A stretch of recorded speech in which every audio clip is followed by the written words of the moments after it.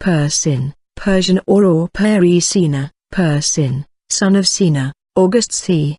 980, June 1037, commonly known as Ibn Sina, or in Arabic writing Abu Ali al-Ḥusayn ibn Abdallah ibn al-Hasan ibn Ali ibn Sina, Arabic, or by his Latinized name Avicenna, was a Persian polymath, who wrote almost 450 works on a wide range of subjects, of which around 240 have survived. In particular, 150 of his surviving works concentrate on philosophy and 40 of them concentrate on medicine. His most famous works are the Book of Healing, a vast philosophical and scientific encyclopedia, and the Canon of Medicine, which was a standard medical text at many medieval universities. The Canon of Medicine was used as a textbook in the universities of Montpellier and Louvain as late as 1650. Ibn Sina's Canon of Medicine provides a complete system of medicine according to the principles of Galen and Hippocrates.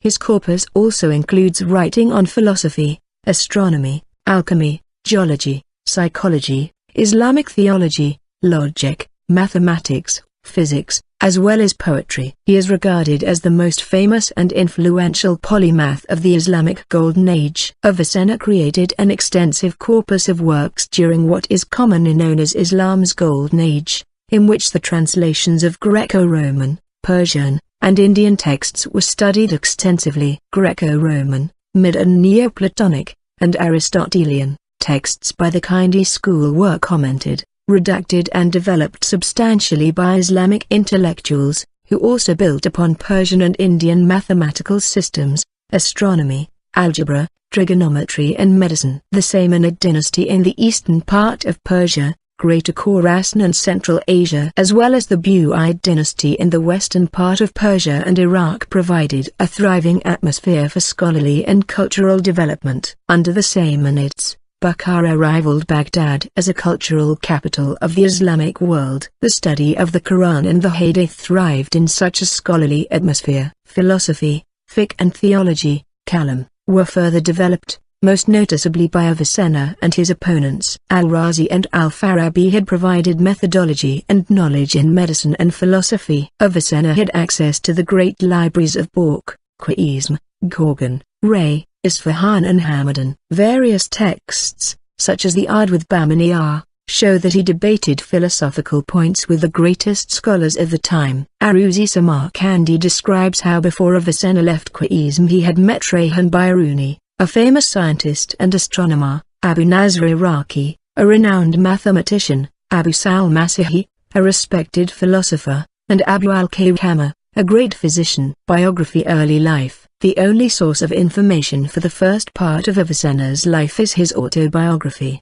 as written down by his student Juzjani. In the absence of any other sources, it is impossible to be certain how much of the autobiography is accurate. It has been noted that he uses his autobiography to advance his theory of knowledge, that it was possible for an individual to acquire knowledge and understand the Aristotelian philosophical sciences without a teacher, and it has been questioned whether the order of events described was adjusted to fit more closely with the Aristotelian model. In other words, whether Avicenna described himself as studying things in the correct order. However, given the absence of any other evidence, Avicenna's account essentially has to be taken at face value. Avicenna was born c.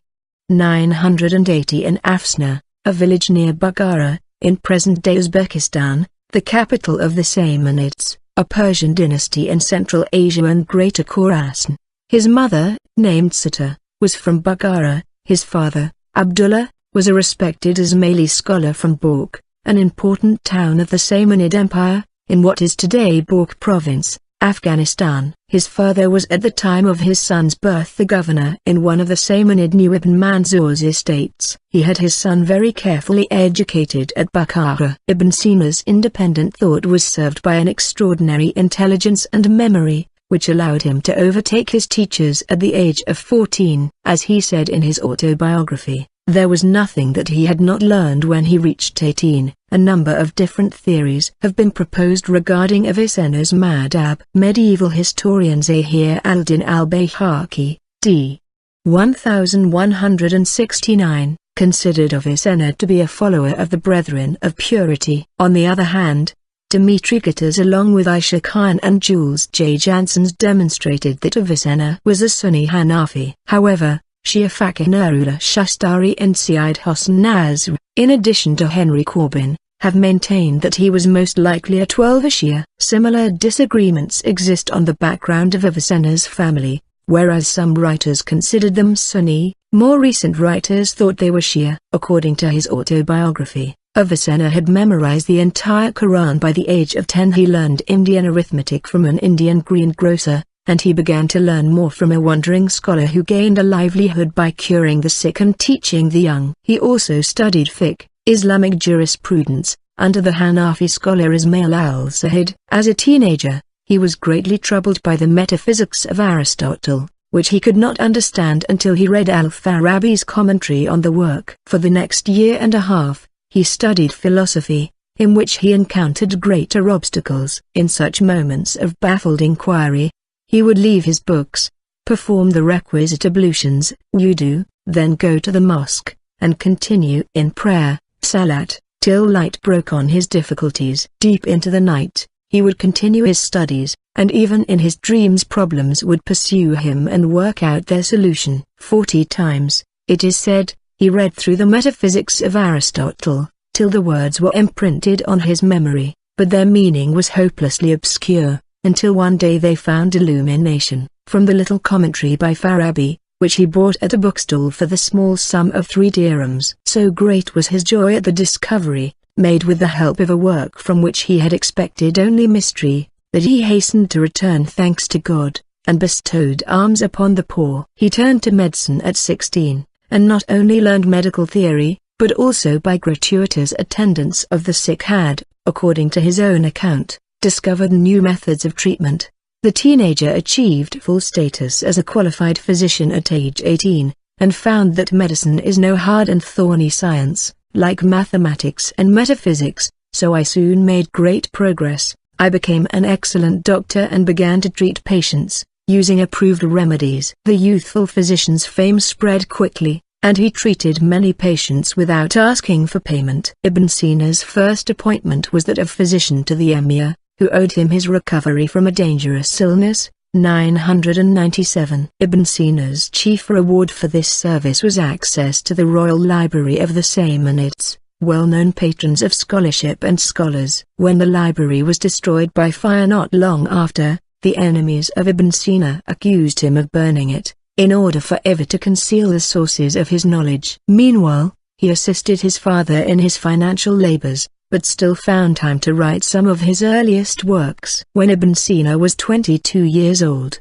he lost his father. The Samanid dynasty came to its end in December 1004. Ibn Sina seems to have declined the offers of Muhammad of Ghazni, and proceeded westwards to Urgench in modern Turkmenistan, where the vizier, regarded as a friend of scholars, gave him a small monthly stipend. The pay was small, however, so Ibn Sina wandered from place to place through the districts of Nishapur and Merv to the borders of Khorasan, seeking an opening for his talents. Qaboos, the generous ruler of Daylam and Central Persia, himself a poet and a scholar, with whom Ibn Sina had expected to find asylum, was on about that date, 1012, starved to death by his troops who had revolted. Ibn Sina himself was at this time stricken by a severe illness. Finally, at Gorgan, near the Caspian Sea, Ibn Sina met with a friend, who bought a dwelling near his own house in which Ibn Sina lectured on logic and astronomy. Several of Ibn Sina's treatises were written for this patron,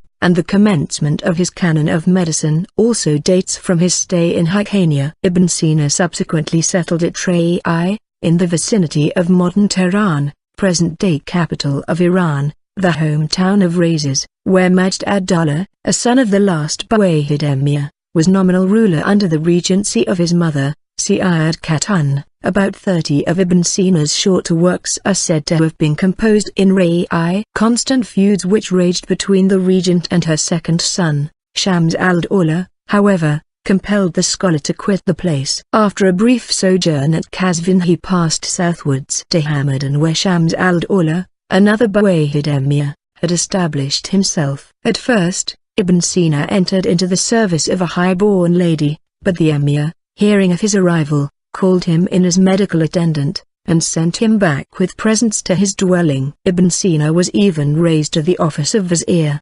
The emir decreed that he should be banished from the country. Ibn Sina, however, remained hidden for 40 days in Sheikh Ahmed Fadl's house, until a fresh attack of illness induced the emir to restore him to his post. Even during this perturbed time, Ibn Sina persevered with his studies and teaching. Every evening, extracts from his great works, the Canon and the Sīnā, were dictated and explained to his pupils. On the death of the emir, Ibn Sina ceased to be vizier and hid himself in the house of an apothecary, where, with intense assiduity, he continued the composition of his works. Meanwhile, he had written to Abu Yaffa, the prefect of the dynamic city of Isfahan, offering his services. The new emir of Hamadan, hearing of this correspondence and discovering where Ibn Sina was hiding, incarcerated him in a fortress. War meanwhile continued between the rulers of Isfahan and Hamadan. In 1024 the former captured Hamadan and its towns, expelling the Tajik mercenaries. When the storm had passed, Ibn Sina returned with the emir to Hamadan, and carried on his literary labors. Later, however, accompanied by his brother, a favorite pupil, and 2 slaves, Ibn Sina escaped from the city in the dress of a Sufi ascetic. After a perilous journey, they reached Isfahan, receiving an honorable welcome from the prince. The remaining 10 or 12 years of Ibn Sina's life were spent in the service of Muhammad ibn Rustam Dushmansiyar, whom he accompanied as physician and general literary and scientific advisor, even in his numerous campaigns. During these years he began to study literary matters and philology, instigated, it is asserted, by criticisms on his style. A severe colic, which seized him on the march of the army against Hamadan, was checked by remedies so violent that Ibn Sina could scarcely stand. On a similar occasion the disease returned. With difficulty he reached Hamadan, where, finding the disease gaining ground, he refused to keep up the regimen imposed, and resigned himself to his fate. His friends advised him to slow down and take life moderately. He refused, however, stating that, "I prefer a short life with width to a narrow one with length." On his deathbed remorse seized him. He bestowed his goods on the poor, restored unjust gains, freed his slaves, and read through the Quran every 3 days until his death. He died in June 1037, in his 58th year, in the month of Ramadan, and was buried in Hamadan, Iran. Avicenna's philosophy. Ibn Sina wrote extensively on early Islamic philosophy, especially the subjects logic, ethics, and metaphysics, including treatises named Logic and Metaphysics. Most of his works were written in Arabic, which was the de facto scientific language of the time in the Middle East, and some were written in the Persian language. Of linguistic significance even to this day are a few books that he wrote in nearly pure Persian language, particularly the Danishname Alabama, Philosophy for Alabama ad-Dawla. Ibn Sina's commentaries on Aristotle often corrected the philosopher, encouraging a lively debate in the spirit of ijtihad. In the medieval Islamic world, due to Avicenna's successful reconciliation between Aristotelianism and Neoplatonism along with Kalam, Avicennism eventually became the leading school of Islamic philosophy by the 12th century,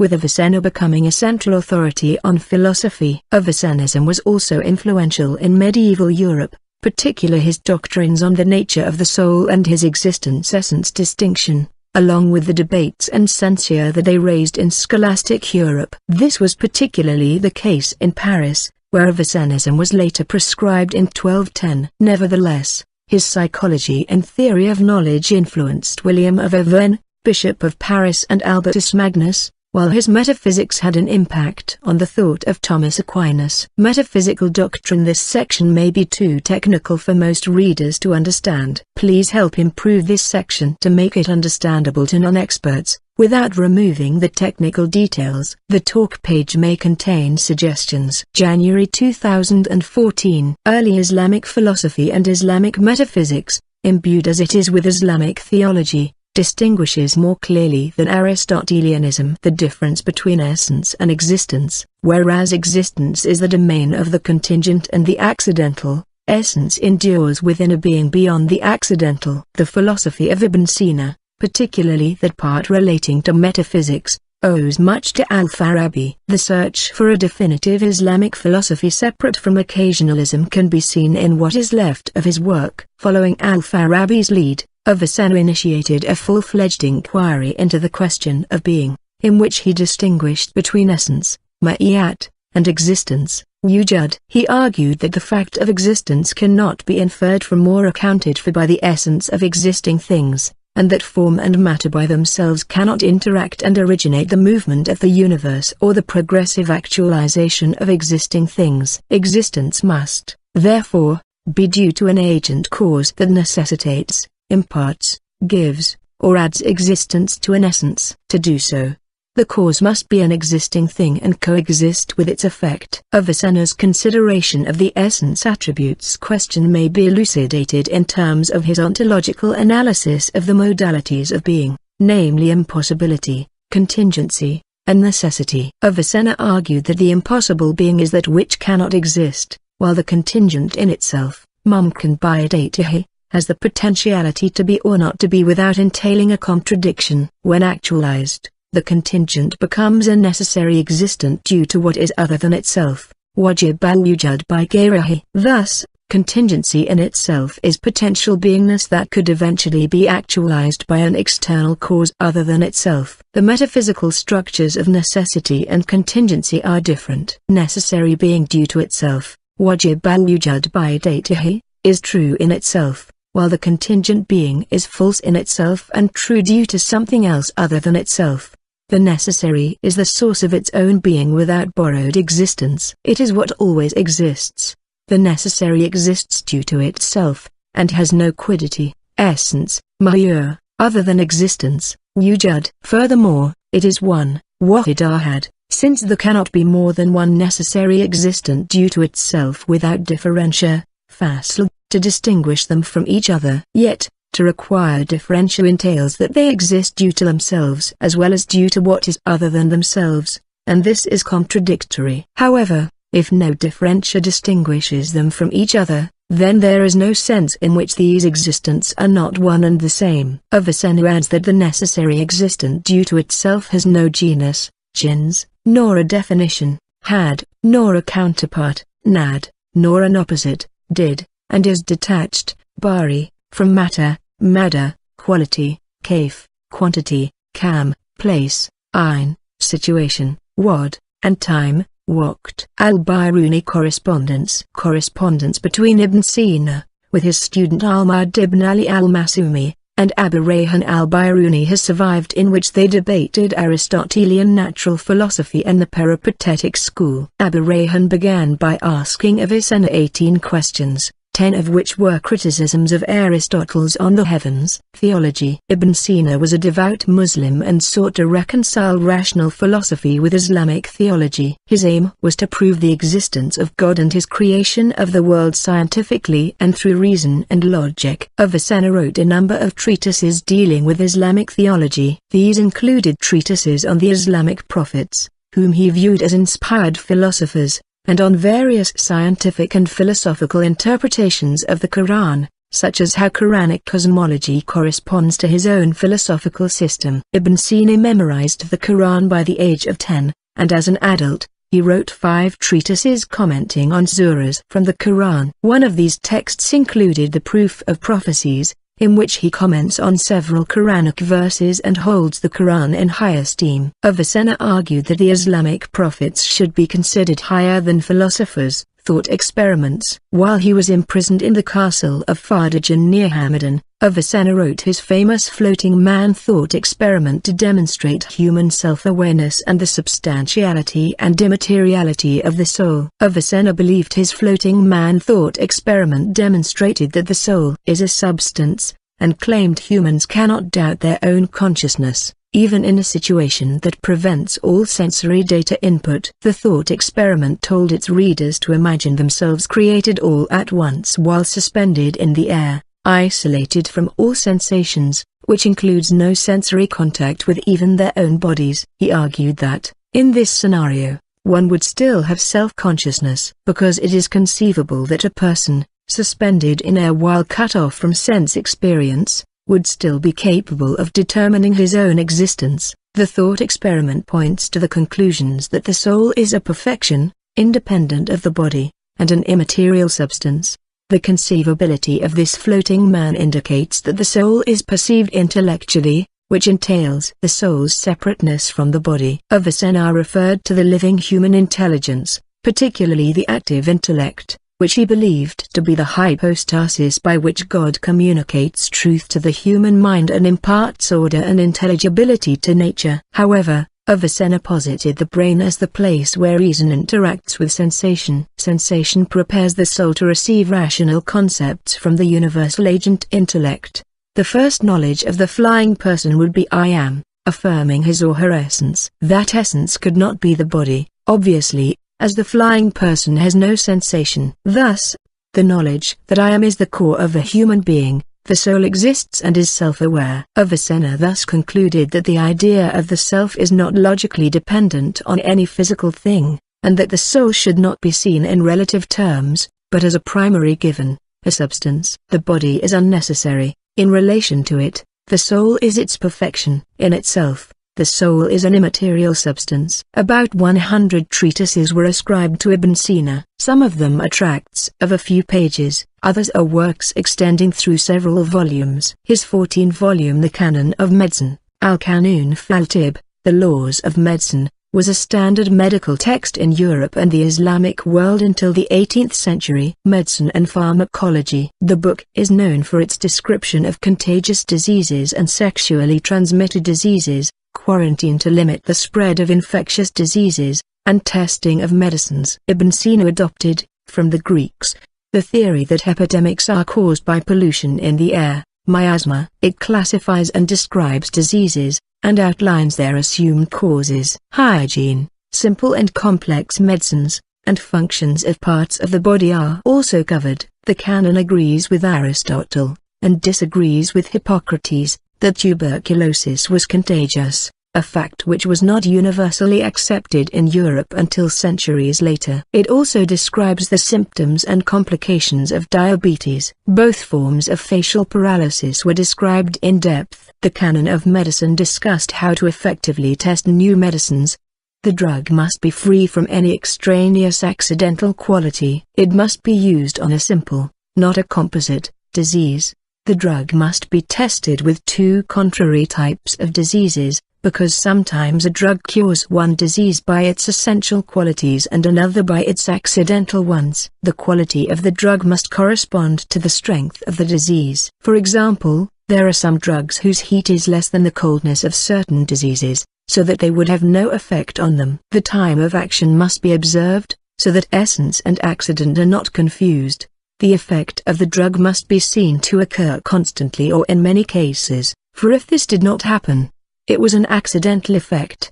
The experimentation must be done with the human body, for testing a drug on a lion or a horse might not prove anything about its effect on man. An Arabic edition of the canon appeared at Rome in 1593, and a Hebrew version at Naples in 1491. Of the Latin version there were about 30 editions, founded on the original translation by Gerard de Sablineta. In the 15th century a commentary on the text of the canon was composed. Other medical works translated into Latin are the Medicamenta Cordialia, Canticum de Medicina, and the Tractatus de Suppositoso. It was mainly accident which determined that from the 12th to the 18th century, Ibn Sina should be the guide of medical study in European universities, and eclipse the names of Razes, Ali ibn al-Abbas and Averroes.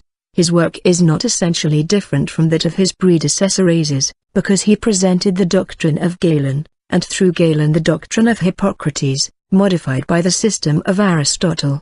But the canon of Ibn Sina is distinguished from the al-Ḥusayn, continence, or summary of Razes by its greater method, due perhaps to the logical studies of the former. The work has been variously appreciated in subsequent ages, some regarding it as a treasury of wisdom, and others, like Averroes, holding it useful only as waste paper. In modern times it has been mainly of historic interest as most of its tenets have been disproved or expanded upon by scientific medicine. The vice of the book is excessive classification of bodily faculties, and over-subtlety in the discrimination of diseases. It includes 5 books, of which the first and second discuss physiology, pathology and hygiene, the third and fourth deal with the methods of treating disease, and the fifth describes the composition and preparation of remedies. This last part contains some personal observations. He is ample in the enumeration of symptoms, and is said to be inferior in practical medicine and surgery. He introduced into medical theory the 4 causes of the peripatetic system. Of natural history and botany he pretended to know special knowledge. Up to the year 1650,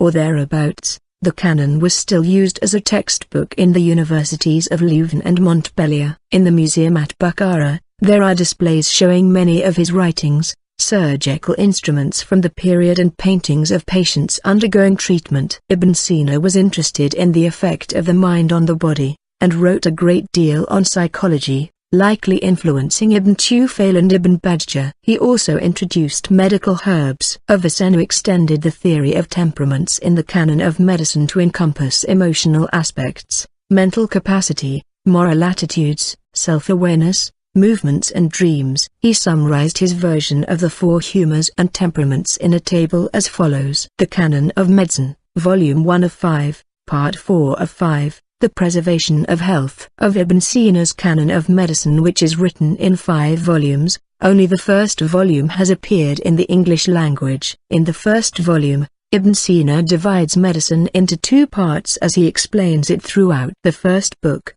the theoretical and the practical. The theoretical part consists of, but is not limited to, such things as the causes of health and disease, the temperaments, the humors, anatomy, general physiology, the breath, psychology, discussion of causes of diseases and symptoms, the causes of illness, the classification of diseases, the pulse, the urine, etc. As he himself says in the book on pg 353, in the first part of this book it was stated that medicine comprises 2 parts, one theoretical, and one practical, though both are really speculative science. Avicenna 1999, p.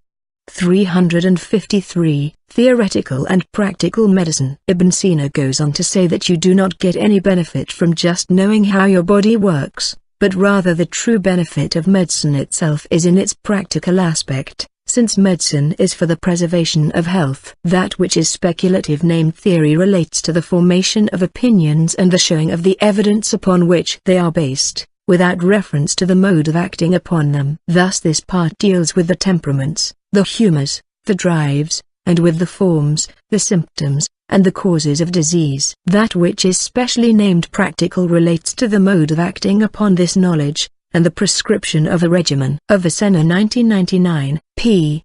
353. The benefits of exercise. Once the purpose of medicine has been set forth, then from pages 377 to 455, Ibn Sina divides the way of achieving health as, since the regimen of maintaining health consists essentially in the regulation of 1. Exercise, 2. Food and 3. Sleep, we may begin our discourse with the subject of exercise. Avicenna 1999, p. 377. Exercise itself is divided into 3 main parts, the massage, which is equivalent to massaging your muscles before you start to exercise, the exercise itself, and lastly the cold bath. Giving one of the greatest benefits of the regimen of exercise, and then explaining the extremely important and necessary need for physical exercise, Ibn Sina states, once we direct the attention towards regulating exercise as to amount and time, we shall find there is no need for such medicines as are ordinarily required for remedying diseases dependent on abnormal matters, or diseases of temperament consequent upon such. This is true provided the rest of the regimen is appropriate and proper. Avicenna 1999, p. 377. The value of exercise includes the following: 1. It hardens the organs and renders them fit for their functions. 2. It results in a better absorption of food, aids assimilation, and, by increasing the innate heat, improves nutrition. 3. It clears the pores of the skin. 4. It removes effete substances through the lungs. 5. it strengthens the physique. Vigorous exercise invigorates the muscular and nervous system. Avicenna 1999, p.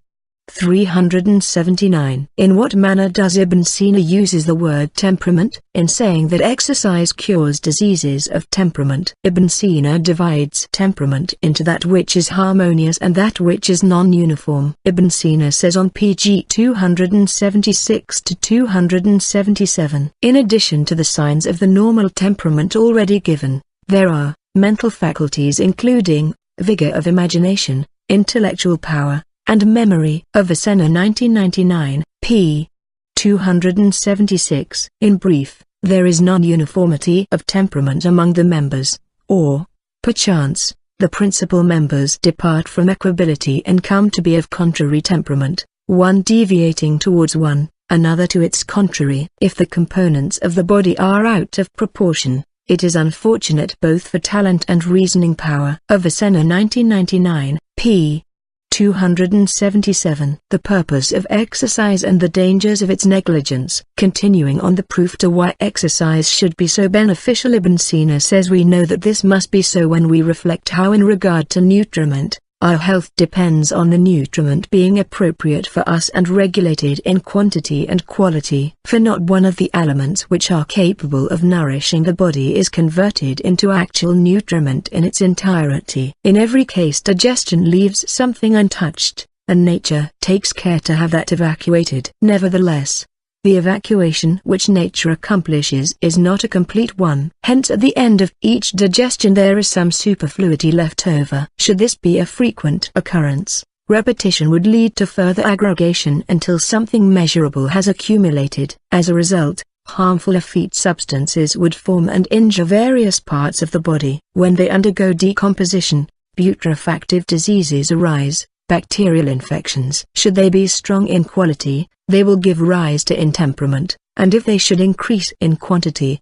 they would set up the symptoms of plethora which have already been described. Flowing to some member, they will result in an inflammatory mass, and their vapors will destroy the temperament of the substantial basis of the breath. That is the reason why we must be careful to evacuate these substances.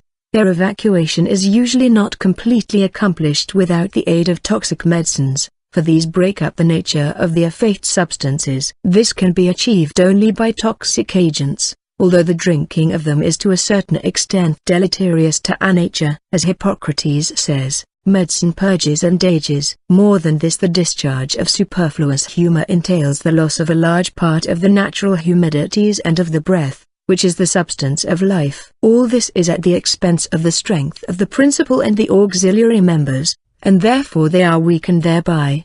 These and other things account for the difficulties incident to plethora, whether they remain behind in the body or are evacuated by it. Avicenna 1999, pages 377-8. Just before this Ibn Sina explained how accumulation of food in our body can cause diseases, and one way to rid us of this is strong medicines. However, as he explains, this is not the ideal way, and certainly not the long term. Thus, to make his point very clear, and show the extreme necessity of daily exercise for health, Ibn Sina states, now exercise is that agent which most surely prevents the accumulation of these matters, and prevents plethora. The other forms of regiment assist it. It is this exercise which renews and revives the innate heat, and imparts the necessary lightness to the body, for it causes the subtle heat to be increased and daily disperses whatever effete substances have accumulated. The movements of the body help them to expel them, conveying them to those parts of the body whence they can readily leave it. Hence the effete matters are not allowed to collect day after day, and besides this, as we have just said, exercise causes the innate heat to flourish and keeps the joints and ligaments firm, so as to be always ready for service, and also free from injury. It renders the members able to receive nutriment, in being free from accumulated effete matters. Hence it renders the members light and the humidities attenuated, and it dilates the pores of the skin. To forsake exercise would often incur the risk of hectic, because the instinctive drives of the members are impaired, inasmuch as the deprivation of movement prevents the access to them of the innate breath, and this last is the real instrument of life for every one of the members. Avicenna 1999, pages 378-9. Massage. Before you begin to exercise, it is important that you massage your muscles, as Ibn Sina says on page 385. Massage as a preparatory to athletics. The massage begins gently, and then becomes more vigorous as the time approaches for the exercise. Avicenna 1999, p. 385. Exercises. The exercises themselves are divided into strenuous, mild, vigorous and brisk. On pages 379-381, Ibn Sina states the types of exercises under each type. Strenuous exercises include wrestling contests, boxing, quick marching, running, jumping over an object higher than 1 foot, throwing the javelin, fencing, horsemanship, swimming. Mild exercises include fishing, sailing, being carried on camels, swinging to and fro. Vigorous exercises include those performed by soldiers in camp, in military sports, field running, long jumping, high jumping, polo, stone throwing, lifting heavy stones or weights, various forms of wrestling. Brisk exercises involves interchanging places with a partner as swiftly as possible, each jumping to and fro, either in time, to music, or irregularly. Avicenna 1999, pages 379-81. There are certain important things to note once you start exercising. One is the amount, the other consistency. Ibn Sina states about the amount. 1. The color. As long as the skin goes on becoming florid, the exercise may be continued. After it ceases to do so, the exercise must be discontinued. Avicenna 1999, p. 384. On being consistent with exercise, Ibn Sina states, on the importance of having a regimen. At the conclusion of the first day's exercise, you will know the degree of exercise allowable, and when you know the amount of nourishment the person can bear, do not make any change in either on the second day. Arrange that the measure of aliment, and the amount of exercise shall not exceed the limit ascertained on the first day. Avicenna 1999, p. 385. On the side note, those who think themselves to be elderly, and thus think of shunning exercise, Ibn Sina wrote a complete chapter titled Concerning the Elderly in the Canon, and states the same regimen for them as he does for others. He states on page 433, for if, towards the end of life, the body is still equable, it will be right to allow tempered exercises. If one part of the body should not be in a first-rate condition, then that part should not be exercised until the others have been exercised. On the other hand, if the ailment were in the feet, then the exercise should employ the upper limbs, for instance, rowing, throwing weights, lifting weights. Avicenna 1999, p. 433. Bathing in cold water. Once you have finished exercising, it is often that the person will feel tired and fatigued. To combat this problem, Ibn Sina says on page 388, the beneficial effects of baths. The benefits are: 1. Induction of sleep, 2. Dilation of pores, 3. Cleansing of skin, 4. Dispersal of the undesirable waste matters, 5. Maturation of abscesses, 6. Drawing of nutriment towards the surface of the body, 7. Assistance to the physiological dispersion and excretion of poisonous matters, 8. Prevention of diarrhea, and 9. Removal of fatigue effects. Avicenna 1999, p. 388. Most importantly, you should remember, a person should not go into the bath immediately after exercise. He should rest properly first. Avicenna 1999, p. 387. There are 2 more things that are important to mention on this subject. Injurious effects include the fact that the heart is weakened if the person stays too long in the bath. Avicenna 1999, p. 388. Cold bathing should not be done after exercise except in the case of the very robust. Even then the rules which we have given should be followed. To use cold baths in the ways we have named drives the natural heat suddenly into the interior parts, and then invigorates the strength so that the person should leave the bath twice as strong as when he entered. Avicenna 1999, p. 390. diet. Once Ibn Sina has laid the foundation of exercise being central to health, he names many exercises as running, swimming, weightlifting, polo, fencing, boxing, wrestling, long jumping, high jumping, etc. He also gives a diet to go along with the exercise. The meal should include 1. Meat, especially kid of goats, veal, and year-old lambs. This means white meat in today's terms. 2. Wheat, which is cleaned of extraneous matter and gathered during a healthy harvest without ever being exposed to injurious influences. 3. Sweets, fruits, of appropriate temperament. Avicenna 1999, p.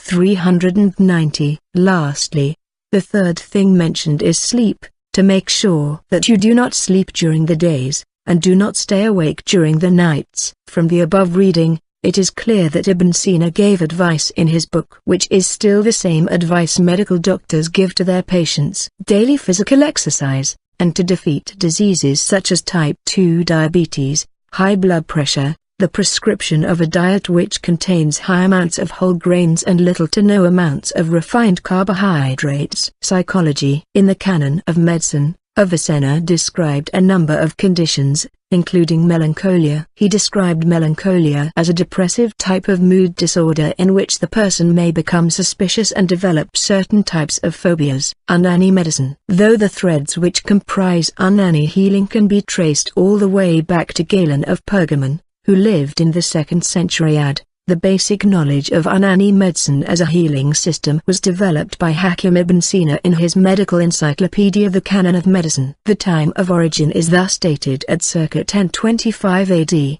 when Avicenna wrote the Canon of Medicine in Persia, which remains a textbook in the syllabus of Unani medicine in the colleges of India and Pakistan. Ibn Sina wrote on earth sciences such as geology in the Book of Healing. While discussing the formation of mountains, he explained, either they are the effects of upheavals of the crust of the earth, such as might occur during a violent earthquake, or they are the effect of water, which, cutting itself a new route, has denuded the valleys, the strata being of different kinds, some soft, some hard. It would require a long period of time for all such changes to be accomplished, during which the mountains themselves might be somewhat diminished in size. Philosophy of Science. In the Al-Burhan, on Demonstration, section of the Book of Healing, Avicenna discussed the philosophy of science and described an early scientific method of inquiry. He discusses Aristotle's posterior analytics and significantly diverged from it on several points. Avicenna discussed the issue of a proper methodology for scientific inquiry and the question of how does one acquire the first principles of a science.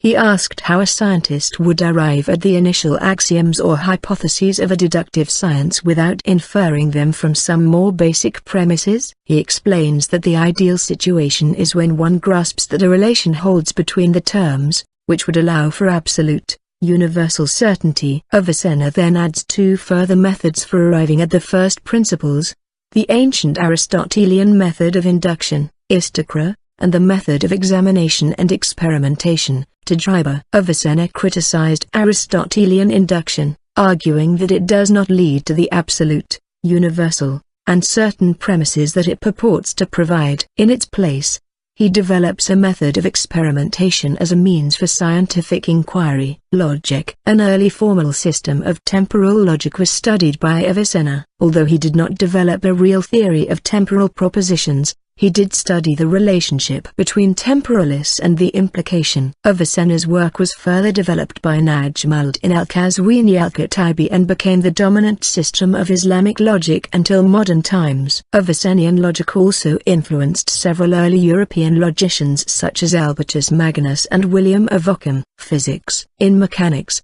Ibn Sina, in the Book of Healing, developed an elaborate theory of motion, in which he made a distinction between the inclination, tendency to motion, and force of a projectile, and concluded that motion was a result of an inclination, male, transferred to the projectile by the thrower, and that projectile motion in a vacuum would not cease. He viewed inclination as a permanent force whose effect is dissipated by external forces such as air resistance. The theory of motion developed by Avicenna may have influenced Jean Buridan's theory of impetus, the ancestor of the inertia and momentum concepts. In optics, Ibn Sina was among those who argued that light had a speed, observing that if the perception of light is due to the emission of some sort of particles by a luminous source, the speed of light must be finite.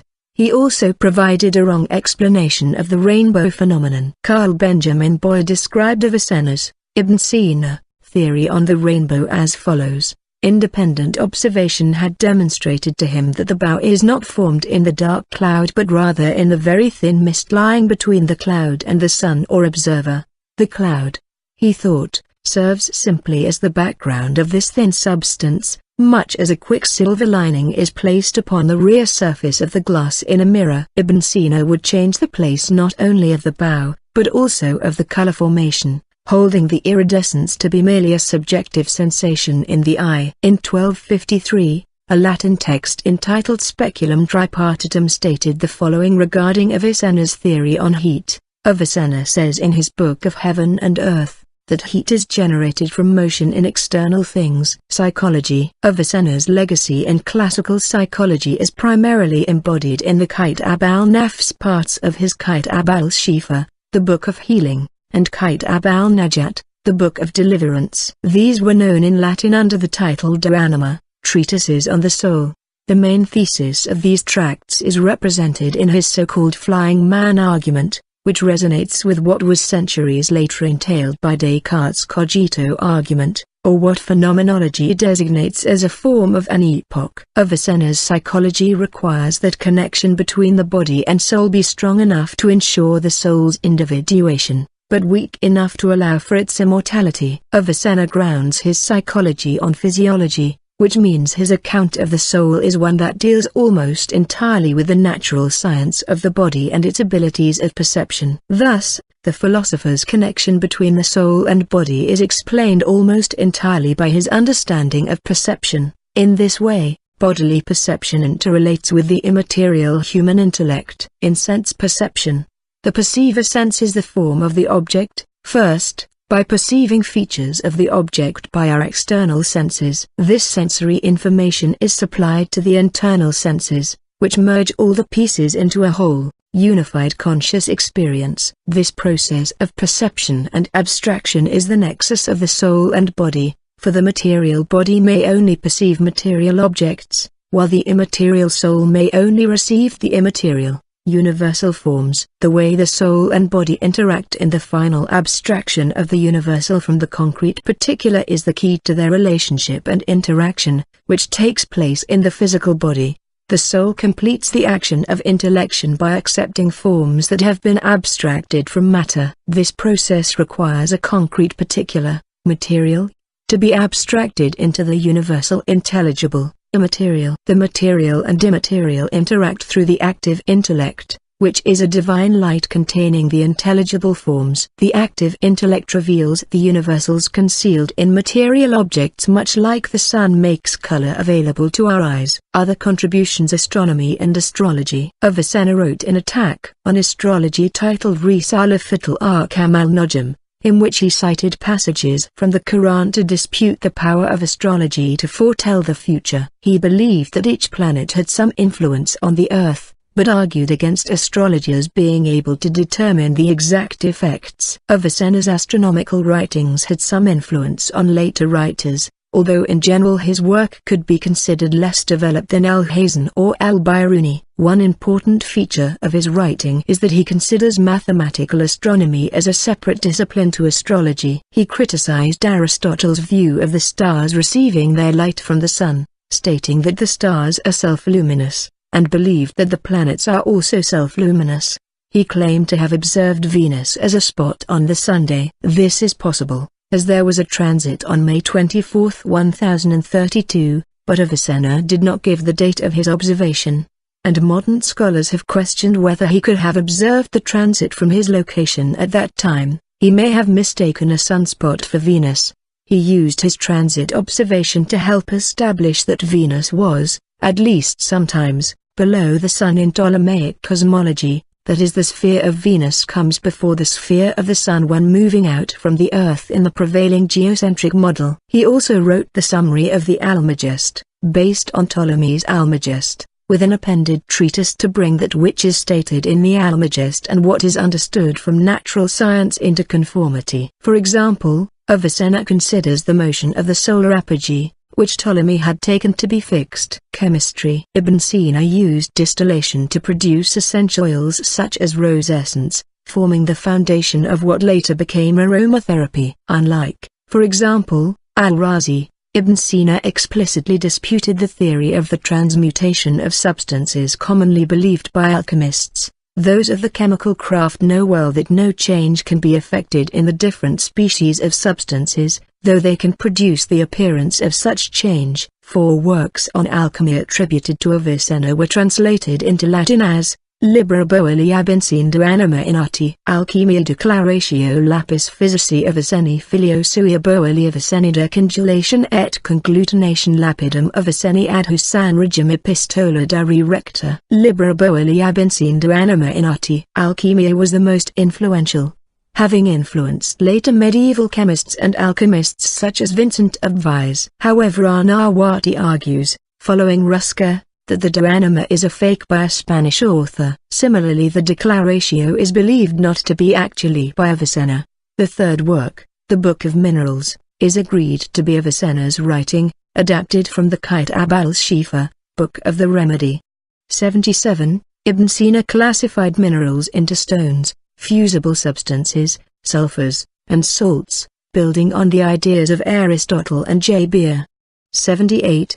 The Epistola Dari Rectu is somewhat less skeptical of alchemy. Al-Nawawi argues that it is by Avicenna, but written earlier in his career when he had not yet firmly decided that transmutation was impossible. 77. Poetry. Almost half of Ibn Sina's works are versified. His poems appear in both Arabic and Persian. As an example, Edward Granville Brown claims that the following Persian verses are incorrectly attributed to Omar Khayyam, and were originally written by Ibn Sina. Up from Earth's center through the seventh gate, I rose, and on the throne of Saturn sate, and many knots unraveled by the road, but not the master knot of human fate. As early as the 14th century, when Dante Alighieri depicted him in limbo alongside the virtuous non-Christian thinkers in his Divine Comedy such as Virgil, Averroes, Homer, Horace, Ovid, Lucan, Socrates, Plato, and Saladin, Avicenna has been recognized by both East and West as one of the great figures in intellectual history. George Sarton, the author of The History of Science, described Ibn Sina as one of the greatest thinkers and medical scholars in history and called him the most famous scientist of Islam and one of the most famous of all races,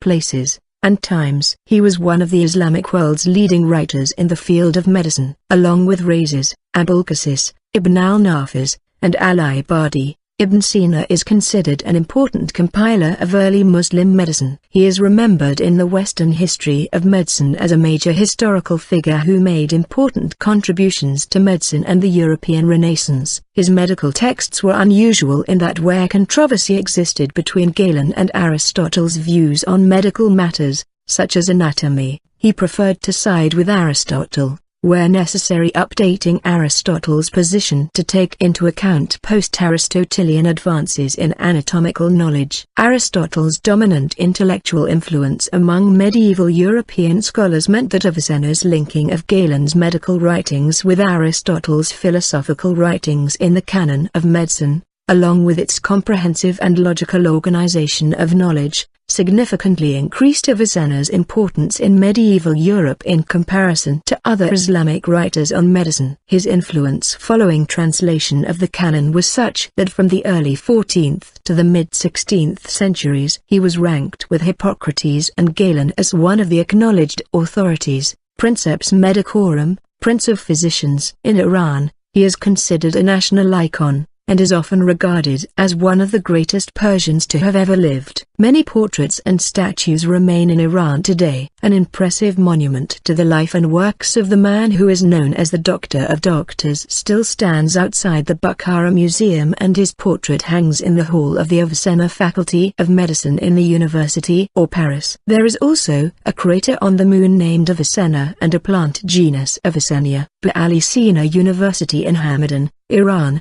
The Ibn Sina Tajik State Medical University in Dushanbe, the capital of the Republic of Tajikistan, Ibn Sina Academy of Medieval Medicine and Sciences at Aligarh, India, Avicenna School in Karachi and Avicenna Medical College in Lahore, Pakistan, Ibn Sina Balkh Medical School in his native province of Balkh in Afghanistan, Ibn Sina Faculty of Medicine of Ankara University, Ankara, Turkey, and Ibn Sina Integrated School in Marawi City, Philippines, are all named in his honor. In 1980, the former Soviet Union, which then ruled his birthplace Bukhara, celebrated the 1000th anniversary of Avicenna's birth by circulating various commemorative stamps with artistic illustrations, and by erecting a bust of Avicenna based on anthropological research by Soviet scholars. Near his birthplace in Kishluk of Shona, some 25 kilometers, 16 miles, north of Bukhara, a training college for medical staff has been named for him. On the grounds is a museum dedicated to his life, times and work. Google Earth, c. The Avicenna Prize for Ethics in Science is awarded every 2 years by UNESCO and rewards individuals and groups in the field of ethics in science. The prize was named after Avicenna. The aim of the award is to promote ethical reflection on issues raised by advances in science and technology, and to raise global awareness of the importance of ethics in science. In March 2008, it was announced that Avicenna's name would be used for new directories of education institutions for healthcare professionals, worldwide. The Avicenna directories will list universities and schools where doctors, public health practitioners, pharmacists and others, are educated. The project team stated why Avicenna was noted for his synthesis of knowledge from both East and West.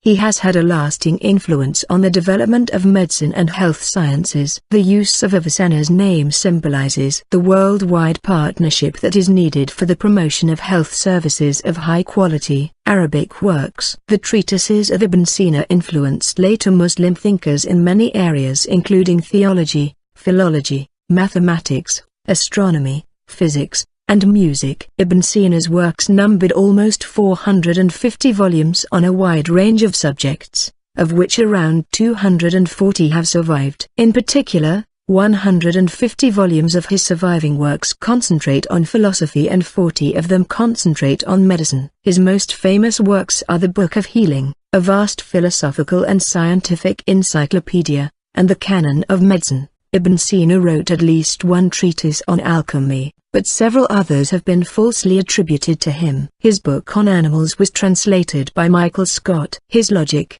Metaphysics, Physics, and Decalogue are treatises giving a synoptic view of Aristotelian doctrine, though the Metaphysics demonstrates a significant departure from the brand of Neoplatonism known as Aristotelianism in Ibn Sina's world. Arabic philosophers have hinted at the idea that Ibn Sina was attempting to re-Aristotelianize Muslim philosophy in its entirety, unlike his predecessors, who accepted the conflation of Platonic, Aristotelian, Neo and Middle Platonic works transmitted into the Muslim world.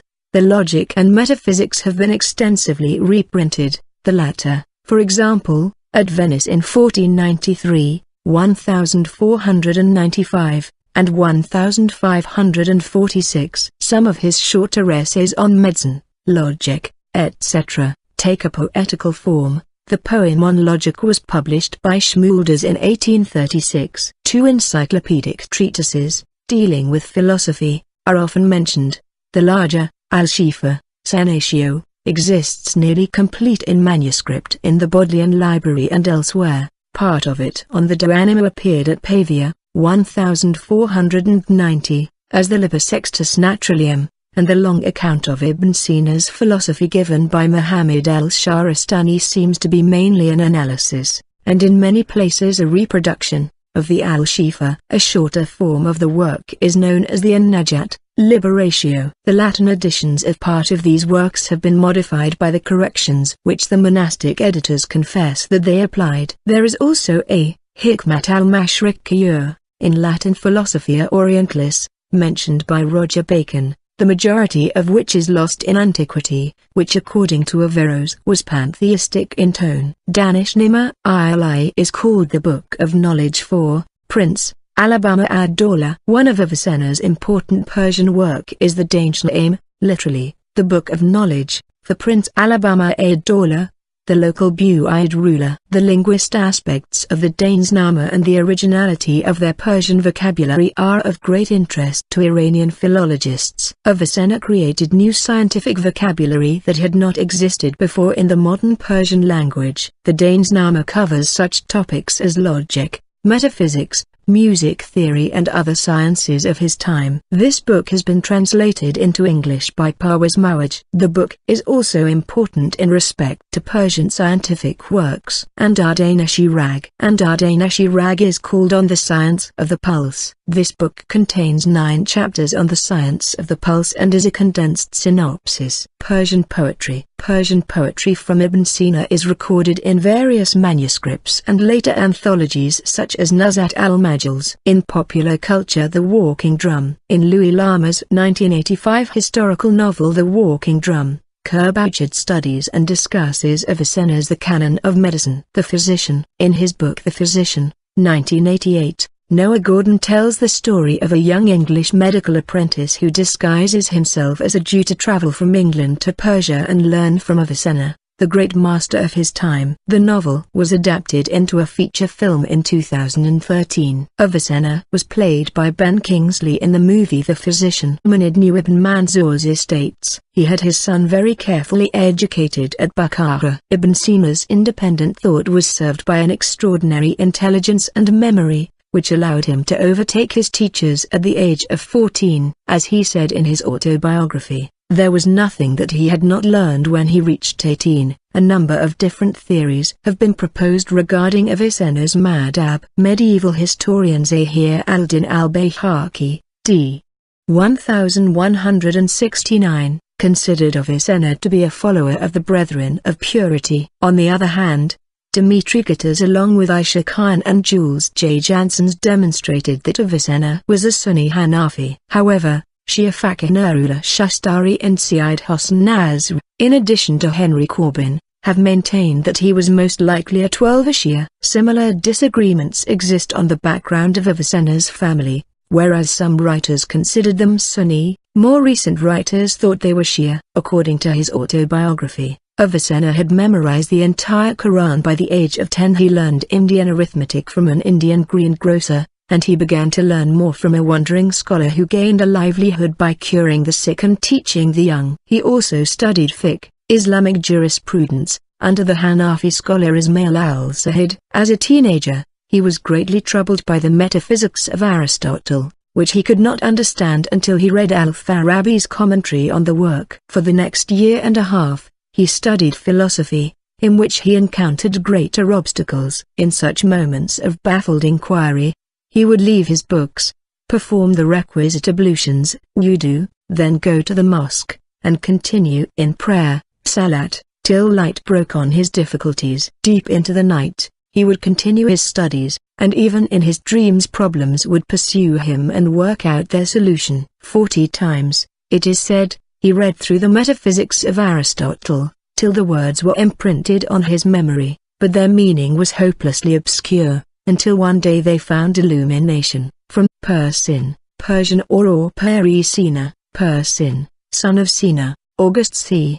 980, June 1037, commonly known as Ibn Sina, or in Arabic writing Abu Ali al-Ḥusayn ibn Abdallah ibn al-Hasan ibn Ali ibn Sina, Arabic, or by his Latinized name Avicenna, was a Persian polymath, who wrote almost 450 works on a wide range of subjects, of which around 240 have survived. In particular, 150 of his surviving works concentrate on philosophy and 40 of them concentrate on medicine. His most famous works are the Book of Healing, a vast philosophical and scientific encyclopedia, and the Canon of Medicine, which was a standard medical text at many medieval universities. The Canon of Medicine was used as a textbook in the universities of Montpellier and Louvain as late as 1650. Ibn Sina's Canon of Medicine provides a complete system of medicine according to the principles of Galen and Hippocrates.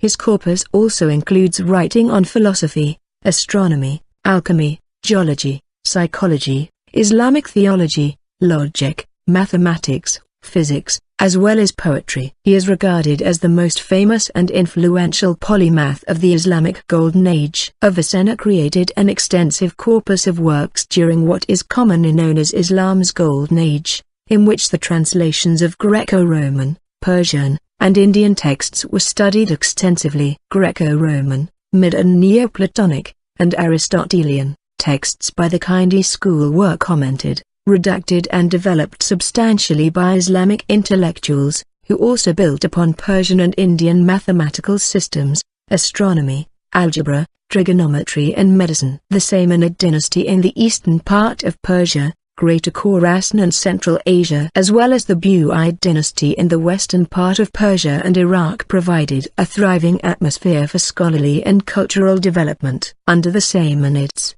Bukhara rivaled Baghdad by his troops who had revolted. Ibn Sina himself was at this time stricken by a severe illness. Finally, at Gorgan, near the Caspian Sea, Ibn Sina met with a friend, who bought a dwelling near his own house in which Ibn Sina lectured on logic and astronomy. Several of Ibn Sina's treatises were written for this patron, and the commencement of his Canon of Medicine also dates from his stay in Hyrcania. Ibn Sina subsequently settled at Trei, in the vicinity of modern Tehran, present-day capital of Iran, the hometown of Razes, where Majd ad-Dawla, a son of the last Buwayhid Emir, was nominal ruler under the regency of his mother, Sa'ad Khatun. About 30 of Ibn Sina's shorter works are said to have been composed in Rei.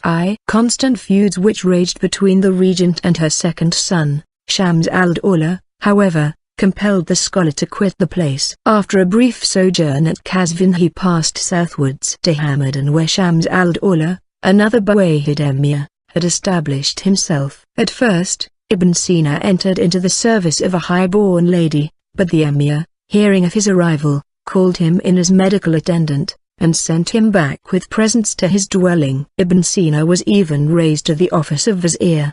The Emir decreed that he should be banished from the country. Ibn Sina, however, remained hidden for 40 days in Sheikh Ahmed Fadl's house, until a fresh attack of illness induced the Emir to restore him to his post. Even during this perturbed time, Ibn Sina persevered with his studies and teaching. Every evening, extracts from his great works, the Canon and the Sanatio, were dictated and explained to his pupils. On the death of the Emir, Ibn Sina ceased to be vizier and hid himself in the house of an apothecary, where, with intense assiduity, he continued the composition of his works. Meanwhile, he had written to Abu Yaffa, the prefect of the dynamic city of Isfahan, offering his services.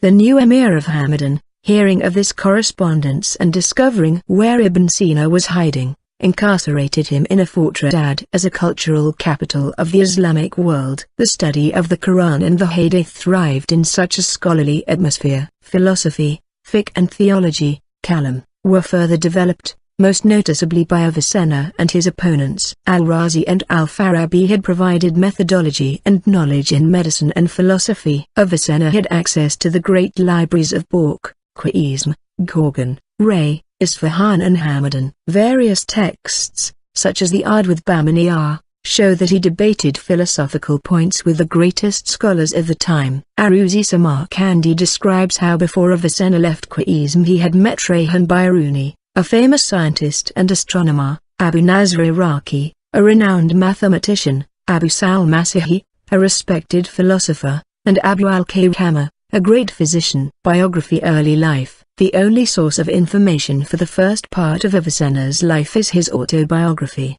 as written down by his student Juzjani. In the absence of any other sources, it is impossible to be certain how much of the autobiography is accurate. It has been noted that he uses his autobiography to advance his theory of knowledge, that it was possible for an individual to acquire knowledge and understand the Aristotelian philosophical sciences without a teacher, and it has been questioned whether the order of events described was adjusted to fit more closely with the Aristotelian model. In other words, whether Avicenna described himself as studying things in the correct order. However, given the absence of any other evidence, Avicenna's account essentially has to be taken at face value. Avicenna was born c. 980 in Afsna, a village near Bukhara, in present-day Uzbekistan, the capital of the Samanids. a Persian dynasty in Central Asia and Greater Khorasan. His mother, named Sīnā, was from Bukhara. His father, Abdullah, was a respected Ismaili scholar from Balkh, an important town of the Samanid Empire, in what is today Balkh province, Afghanistan. His father was at the time of his son's birth the governor in one of the same. A little commentary by Farabi, which he bought at a bookstall for the small sum of 3 dirhams. So great was his joy at the discovery, made with the help of a work from which he had expected only mystery, that he hastened to return thanks to God, and bestowed alms upon the poor. He turned to medicine at 16, and not only learned medical theory, but also by gratuitous attendance of the sick had, according to his own account, discovered new methods of treatment. The teenager achieved full status as a qualified physician at age 18, and found that medicine is no hard and thorny science, like mathematics and metaphysics. So I soon made great progress. I became an excellent doctor and began to treat patients, using approved remedies. The youthful physician's fame spread quickly, and he treated many patients without asking for payment. Ibn Sina's first appointment was that of physician to the emir, who owed him his recovery from a dangerous illness. 997. Ibn Sina's chief reward for this service was access to the royal library of the Samanids, well-known patrons of scholarship and scholars. When the library was destroyed by fire not long after, the enemies of Ibn Sina accused him of burning it, in order forever to conceal the sources of his knowledge. Meanwhile, he assisted his father in his financial labors, but still found time to write some of his earliest works. When Ibn Sina was 22 years old, he lost his father. The Samanid dynasty came to its end in December 1004. Ibn Sina seems to have declined the offers of Muhammad of Ghazni, and proceeded westwards to Urgench in modern Turkmenistan, where the vizier, regarded as a friend of scholars, gave him a small monthly stipend. The pay was small, however, so Ibn Sina wandered from place to place through the districts of Nishapur and Merv to the borders of Khorasan, seeking an opening for his talents. Qaboos, the generous ruler of Daylam and Central Persia, himself a poet and a scholar, with whom Ibn Sina had expected to find asylum, was on about that date, 1012, starved to death.